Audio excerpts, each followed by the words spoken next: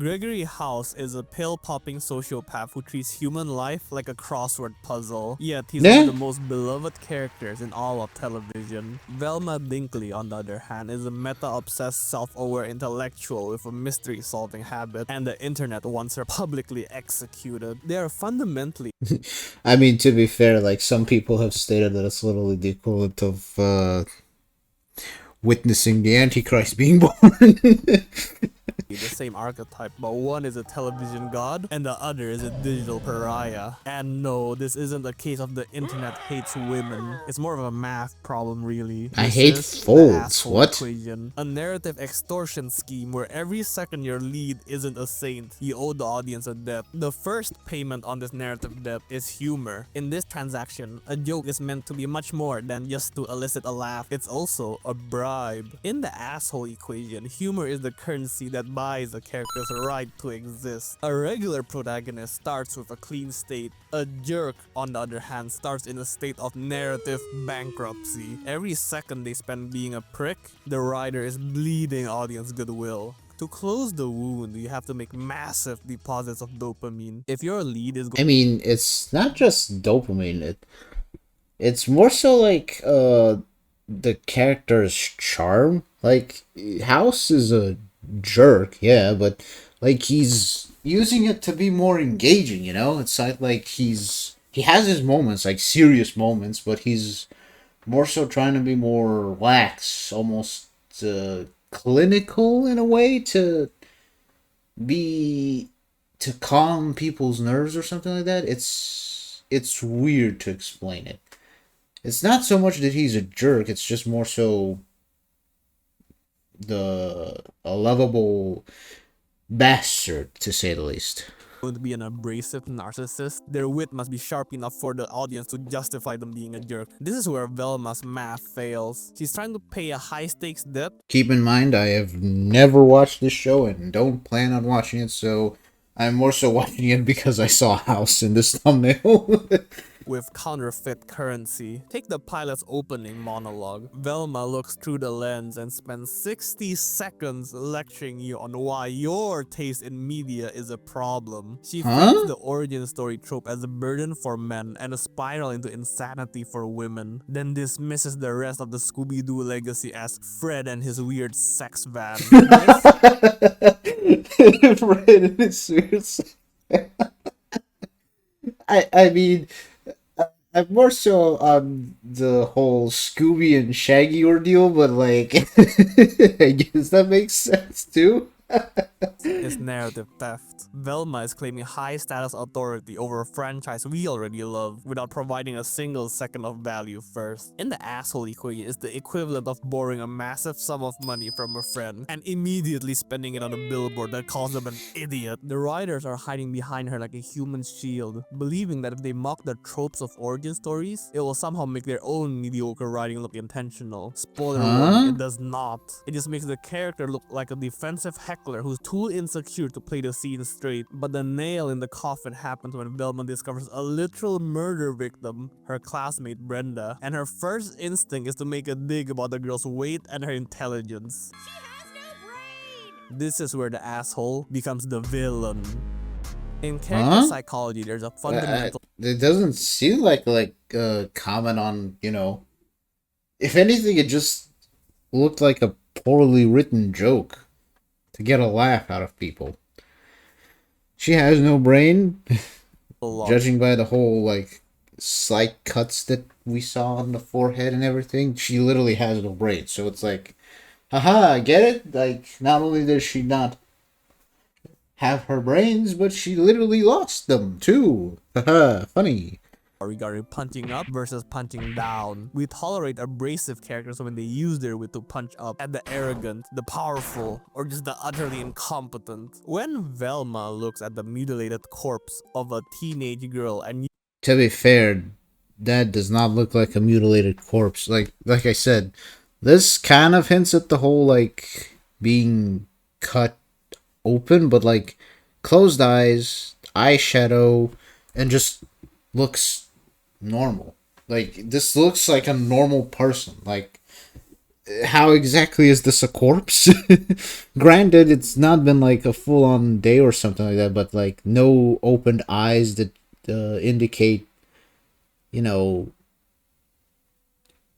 widened irises or something like that to signify a corpse. No, like smell, I guess, but that would take a little bit longer. It's complicated, you know. It's not like they show it as an actual body. It's just more so in the closet. Uses it as a punchline for a brainless joke. She is Then again, this is kind of like cartoon logic or like illustration. So again, I don't know. It's weird. punching 6 feet under the dirt. The joke is a narrative flatline, converting a schoolyard insult into a literal observation of a mutilated body provides zero insight and even less wit. No. It's just trying to be funny. You don't get it. It's trying to be funny. That's the key issue. It's trying to get a laugh when it's not funny. Comedic equivalent of pointing at a fire and calling it hot. There is no clever subversion here. Only the literal remains of a cliche that should have stayed buried. Rest This in is the moment popularity. Velma's debts Really? have defaulted and the loan sharks come collecting. You've insulted the Jeff, audience, of all and things. now you've shown them that your protagonist has the empathy of a brick without providing any of the entertainment value. In the very first 3 minutes, Velma has been more hateable than anything. Now, let's take a look at an asshole who actually pays his bills to become lovable. Gregory House is an asshole. He's been called that multiple times in the show. Yet, he's also one of the most well-written and loved characters in all of television. Take the virgin pregnancy case. A woman swears she's a virgin despite being months pregnant. When she claims her fiance is a virgin too, House replies saying, I believe him. in 3 words, House achieves what Velma fails to do in 2 seasons. He's doing much more. To be fair, we also have like his iconic line, "Everybody lies," but that would like require you to go full in the show, so it's kind of like serviceable, I guess. Still though, it's the whole show is kind of like sometimes humorous, sometimes serious. Than just mocking the girl. He's performing an autopsy on the girl's lie. House basically just called the girl a cheater to her face. When she desperately asks if a toilet seat could be the culprit, House answers. Yes, of course.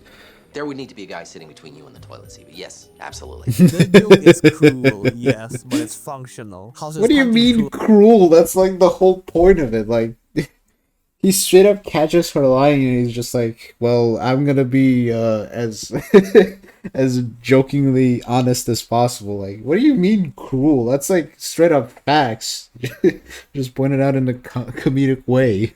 lie to reinforce his core philosophy. Everybody lies. Hey, The audience there it gets is. a 3-for-1 deposit. The dopamine hit of a laugh, the catharsis of watching a liar get dismantled, and the reinforcement of House's character. House weaponizes his cruelty to find the truth, while Velma uses hers to hide the fact that she has nothing to say. But the biggest difference between the humor of these two characters is the direction of the punch. House always punches up. He mocks Cuddy because she's his boss. He mocks his team because they doubt him. Even when he mocks a patient, like the woman who uses her inhaler as perfume, he isn't mocking her personhood. He's mocking the industrial grade stupidity that is actively killing her. More importantly, Jamaican House jerk exists chicken. in an ecosystem of wit. Wilson, Foreman, Chase, Cameron, or any of the other characters in the show aren't merely his punching bags. They're characters who can and do clap back, unlike a dead body. They define Oh, themselves with their own intellect. thank God I The stood in front of that to high-velocity censor friction it. that is enjoyable. House can dish it out, but his team can take it and return fire. That mutual respect is what separates funny banter from just plain old bullying. Coronary disease or rejection. Sorry. There's a reason they call it the whiteboard. You want to give me that black marker?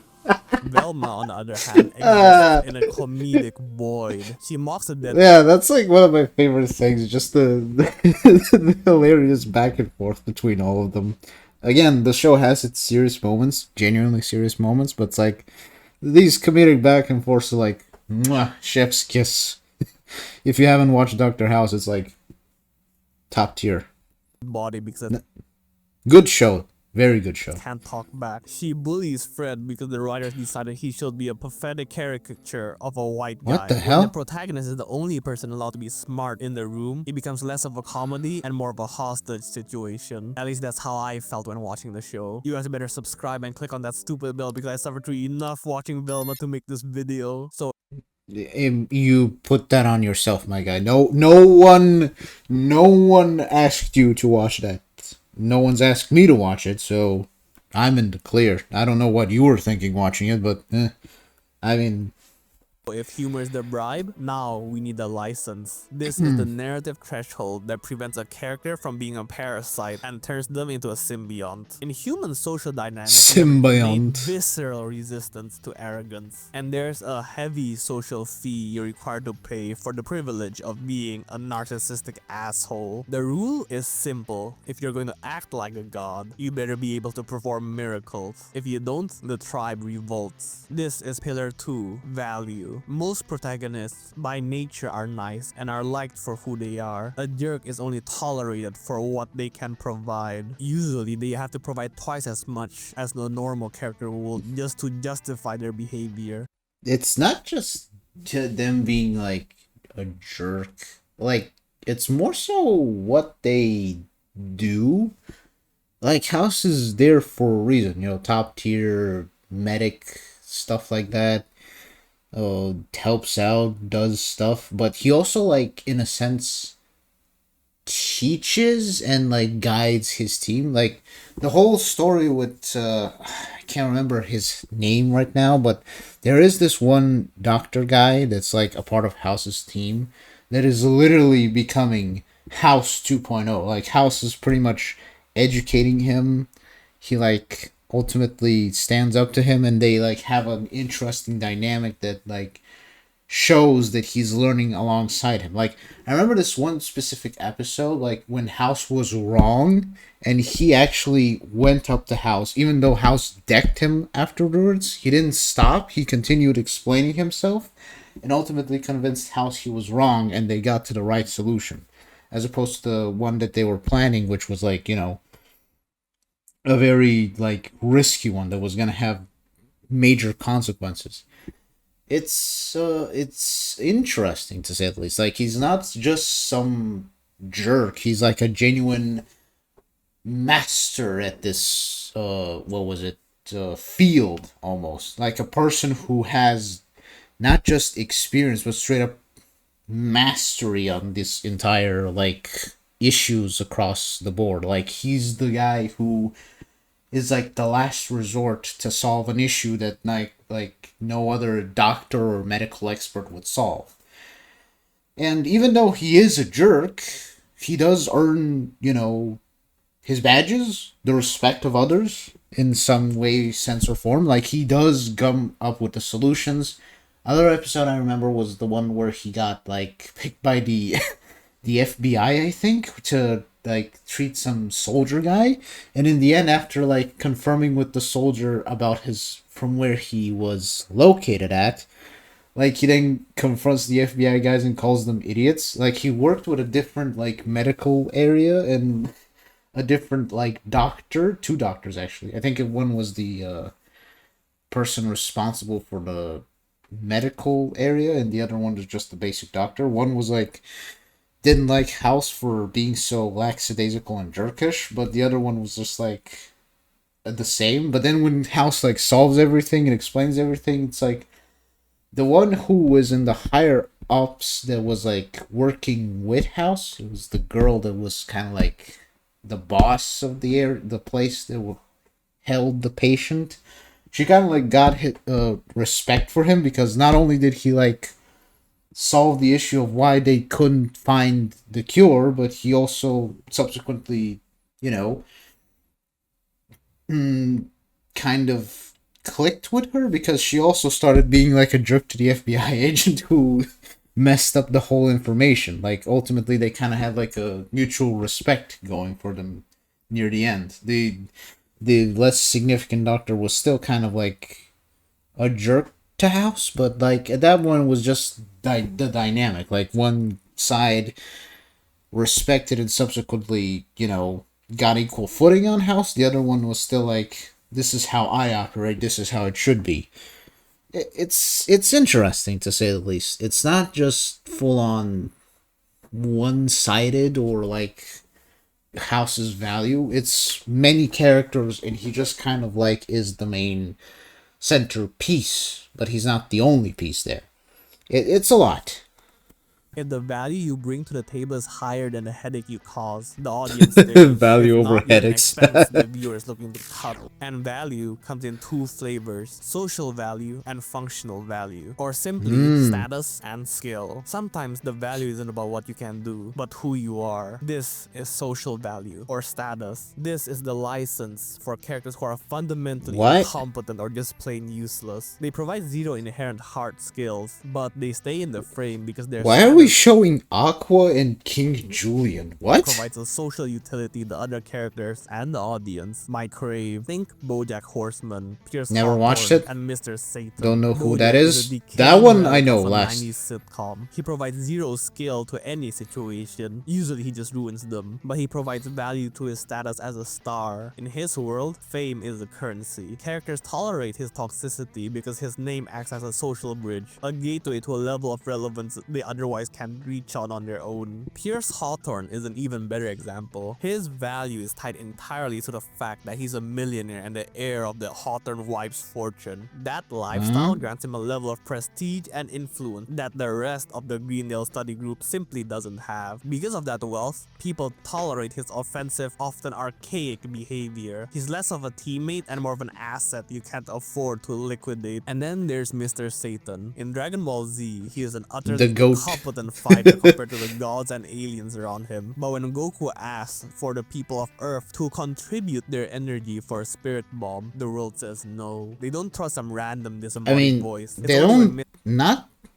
To be fair, I think like some of Goku's friends who personally know it's him, you know, do in fact give their energies for Goku to create a spirit bomb. It's just, what was it? The rest of the world, the majority of people who don't know about the stuff that happens behind the scenes between Goku, Vegeta, the Saiyans, the Friezas, and whatnot, just don't know. It's like until the whole Cell saga with Hercule Satan kind of like, what was it, cheekily and very schemishly, he just tricks them all, and they just kind of like roll with the nonsense and just, you know, hero of the world. They accept that, and it's just like, neat. That's it, basically. Like, he's pretty much earned his face as opposed to anything. Whereas Goku, who is in fact the main protag, unfortunately is kind of like in the background. It's kind of like a perfect example between like what the heroes do that is subsequently unseen in the real world, and what Hercule does with his status that ultimately kind of makes him, you know, known across the world for being the guy who allegedly killed Cell. It's kind of like you have one side that is like the invisible and the other one that is like the assumed real story. When in reality it's the reverse. One is like a con artist who tricked the world, but is like, you know, still in the situation with the rest, whereas the real heroes go on and fight, trying their best to win this battle.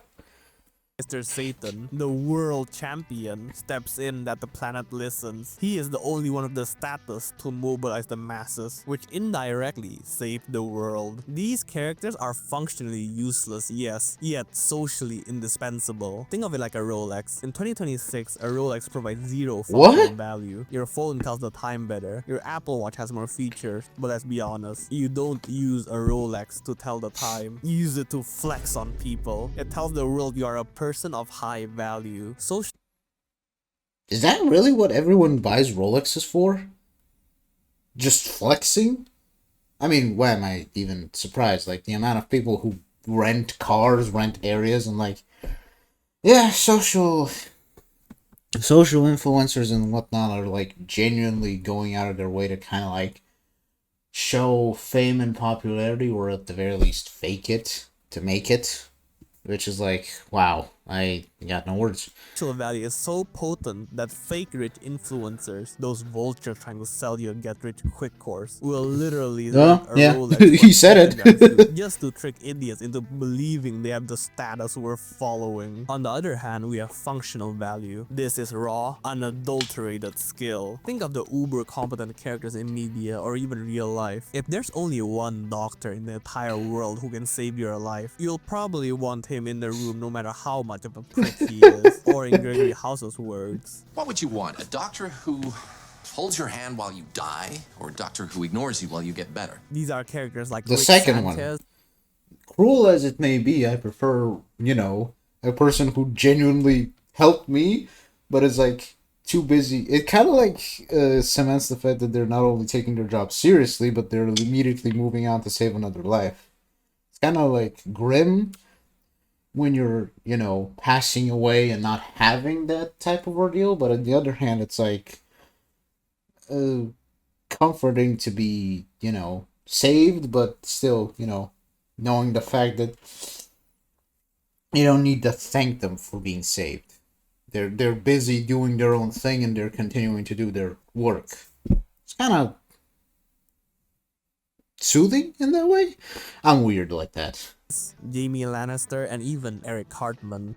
Rick What? Sanchez is the smartest man in the universe. He casually invented interdimensional portal travel and treats reality like a playground. He treats the universe as a save file because to him, it is one. If the universe implodes or becomes uninhabitable again, he simply moves on to the next one. Jamie Lannister is a character that has both status and skill. He's a Lannister, for one, and was widely considered the best swordsman in Westeros. Capable of Fortunately, acting haven't to watched influence the Game outcome of Thrones, any so I battle. can't His say arrogance is earned. jack When about he leaves this. the regiment, the survival rate drops by 50%. He's earned the right to look down at you because he's the only thing standing between his allies and a shallow grave. And then there's Eric Cartman. He's not a genius or a fighter in a traditional sense, but hear me out. This is a child capable of manipulating Cthulhu, an eldritch god, Huh? doing his bidding. This is the kid who When did that orchestrated a happen? horrendous feat, worse than Epstein. He made Scott Tenorman eat a bowl of chili made from his own parents. You'd rather have him as an ally than an enemy, because his competence at being evil is so high that the alternative is too terrifying to contemplate. These characters are the absolute best at what they do. They are completely, utterly irreplaceable to the people around them. They don't need you. It's quite the opposite. You need them. Now look at Velma. She's a socially awkward high schooler who is quite transparently a Mary Sue self-insert. In this iteration, that's she true. isn't even a detective yet. She has no prior cases or reputation to back up her ego. Social value is entirely out of the picture. The character is clearly aiming for functional value by trying to be the smartest person in the room, but that only works if the writers don't make everyone else in the room brain dead like the average League player. But the writers forgot one important detail. They forgot that the audience is also in the room. In the pilot, Velma frequently jumps to incorrect conclusions and misdirects the investigation before the truth is revealed by other means. She accuses Sophie, she's wrong. She accuses Fred, she's wrong again. The show depicts her as a loudmouth guesser who happens to be the protagonist, not a reliable detective. It can't get worse than that, right? You can't fail harder at providing value than being just flat out wrong. Well, the writers of Velma somehow managed to find an even lower floor. What Oh could boy. possibly be worse than picking the wrong answer on a test? It's not picking one at all. In season 1, episode 4, the plot is entirely dedicated to Velma curating a social list of the hottest girls on campus. This happens while serial killers on the loose, mind you, having already claimed the third victim. Even if the killer is targeting hot girls, an actually competent protagonist will make a quick list and get back to investigating. Or better yet, use the next target as bait. Instead, Velma spends the True. entire episode obsessing over high school popularity rankings, while the active serial killer is barely mentioned. She is choosing narcissism over the one skill that will justify her presence. And then we have Dr. Gregory House, the undisputed gold standard for the jerk with value. House is the best diagnostic doctor in the world. He is so good, in fact, that even the CIA recruited him for a case. Oh, the Tanya, the CIA. hospital But director, it did physically say cannot fire FBI. him, Did I because losing misremember House it? means losing the hospital's only miracle worker. In the show, it's even explicitly stated that he's the last doctor you call when everyone else can't find out what's wrong with you. But no, House isn't always instantly correct. The show makes him earn the Yes. diagnosis instead of handing it to him on a silver platter. In Again, it's not like straight up getting the answers. They literally, there's a reason for why he has a team. Like, they compliment him. Like, he doesn't just like go out of his way to find the answer. He subsequently teaches them, and they kind of like work in response to, you know, helping him solve the case. It's a multiple characters working together to resolve the issue. He may be the one that like takes on the approach and to solve the whole thing, but he's not like, you know, the core element of the series. Again, like I said, he has like a House 2.0 who studies and subsequently works up to reach his level. It's very interesting as a show. It doesn't have just him as the core piece. He's got complementary pieces that complete him. the pilot, House actually misdiagnoses the patient. He nearly kills her with steroids. It's only after he sends Foreman. Didn't the pilot have him like inadvertently result in the patient kicking the bucket in the end? Like, I remember that being like the highlight of the very first episode. It's like, patient was fine, kicked the bucket. That's it. and Cameron to break into the patient's home, something that happens quite often in the show, mind you, that he deduces there's a Yeah, they tapeworm do in break the into brain. people's You houses, don't don't need the they? character to get the correct answer immediately. It's actually more satisfying for the audience to watch them earn it. In Velma, after she falsely accuses Sophie, she finds one flimsy clue that points her to Fred, someone the audience can already tell isn't the killer. The payoff is weak because it doesn't demonstrate any deductive intelligence. It just shows her failing in a new direction. With House, he saves a life and corrects his own potentially fatal mistake. Velma, on the other hand, is just accusing a new wrong suspect. If Velma were in House's position, the patient would have been dead by now. For the perfect example of House's functional value, just look at season 2 episode 9. House's team suspects a patient has Munchausen syndrome, which is faking illness for attention, especially after Cameron baits her into taking unnecessary antibiotics. While the team wants to discharge her, House suspects she actually has a legitimate illness on top of the Munchausens. To keep her in the hospital for testing, House secretly gives the patient the option to take colchicine to mimic a life-threatening condition. It's an arrogant, dangerous move, but it leads to the discovery that the patient has a genuine infection being masked by Cushing's syndrome. It ends with House saving a life that even other competent doctors were ready to throw away. We are finally I don't remember getting that to the episode, final though. pillar. Probably the most Sounds important dope. one too, to actually making a jerk lovable. Misery. Think of it as a tax that a character Misery. needs to pay for being a jerk. To make a jerk lovable, they have to pay up. No matter how useful or hilarious a jerk is, the human brain demands a blood sacrifice to balance the scales. The Buddhists called it karma. Psychologists call it the just world fallacy. That desperate, hardwired cognitive bias that assumes the universe actually gives a damn about cosmic justice. That we need to see people get what they fucking deserve. When writing a lovable jerk, misery is divided into two categories: external and internal. External misery are usually found in comedies or comic relief characters. Think King Julian or Zap Brannigan. Now these characters aren't miserable per se, they're usually more delusional or ecstatic, so the narrative has to extract the tax via the environment. We tolerate their arrogance because the universe is constantly slapping them in the mouth. They are the perpetual butt of the joke. We don't get mad at them for being jerk because they're already getting fucked by the rules of their world and sheer bad luck for our amusement. It's slapstick as a moral corrective. Then we have internal misery, found in more serious central characters. These characters are actually miserable. These are characters like Rick Sanchez and BoJack Horseman. We don't need the universe to punish these guys because they're already doing a better job of it themselves. They've paid the tax in advance. Their jerkiness is a symptom of a soul that's already rotting. It's hard to kick a man when he's down, and these characters live in the dirt. Hitting them feels redundant. It's like hitting a kid. Usually easy, right? They're loud and annoying, but if you hate on a kid with cancer, you're the monster. Internal misery provides that same immunity. Look, I'm tired of talking about Velma, and you're tired of hearing about it, so let's perform the autopsy quickly. The writers tried to give her internal misery, but they're cowards. Her trauma is underdeveloped and toothless.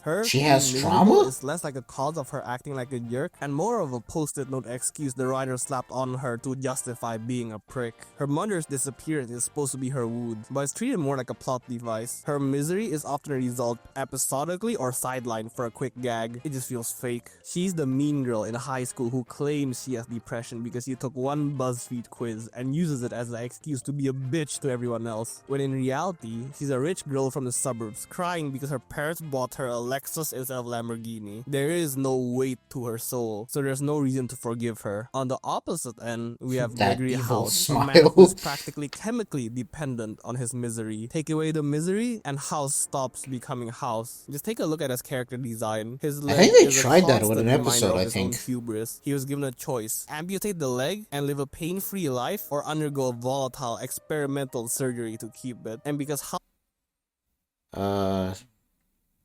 I think that's incorrect. I think it was the opposite. It was something that affected his leg, and he was subsequently had to cut off that part, so he gets to live, but in pain and, like, constant limping, or, like, die as a complete person. House is a narcissist who would rather risk death than be seen as broken or less than. He chose the pain, and he's been paying for that pride every second with a I crippling think he didn't choose the pain. I think he was forced into it. I think you're kind of misremembering stuff, my guy. Again, I haven't watched House, but I do remember that's how he ended up having the leg limp. Like, it was something that he didn't want to go through, but in the end, he was, a last-ditch decision was made by, his boss, I think? I can't remember her name right now, but yeah, I think she kind of, like, put him through the procedure, inadvertently causing him to limp and forever be constantly popping Vicodin. addiction that effectively amplified his jerk personality by at least 10 times. But the physical pain is just the entry fee. The real tax is his compulsive self-sabotage. House uses his intellect to push people away because he's terrified of emotional attachment. This is most apparent in his relationship with Lisa Cuddy. For 7 seasons, we watched them trade they did playful get in a insults and relationship? have undeniable chemistry, only for House to cave the second things got real. When they finally date in season 7, the misery tax comes due in the most brutal way possible. When Cuddy has a cancer scare, House, the world's greatest doctor, is so terrified of human vulnerability that he can't even sit in the room with her unless he's high on Vicodin to numb the fear. He had been clean and decided to throw away his sobriety into a wood chipper because he was too emotionally stunted to face the possibility of losing her. That leads to the inevitable breakup. In the season finale, he tries to return a hairbrush and sees her moving on with her life at a dinner party, and in a moment of pure, unadulterated I remember emotional this. rage, he drives his car to her dining room wall. It is That is like violent the metaphor for his craziest thing he entire does in the existence. series. This is House at his most monstrous. But because we've seen him pay the tax for the entire series, it's like watching a metaphorical car wreck end with a literal one at the climax. And we've watched him earn every single bit of that wreckage. Okay, we spent this entire video breaking down the asshole. That I don't remember the full episode, but I do remember that was like the funniest thing ever. Just like casually walking with his friend, I think it was Wilson, and then suddenly sees everything. His solution: let me just take the car and ram it into the house. I love that psychopath.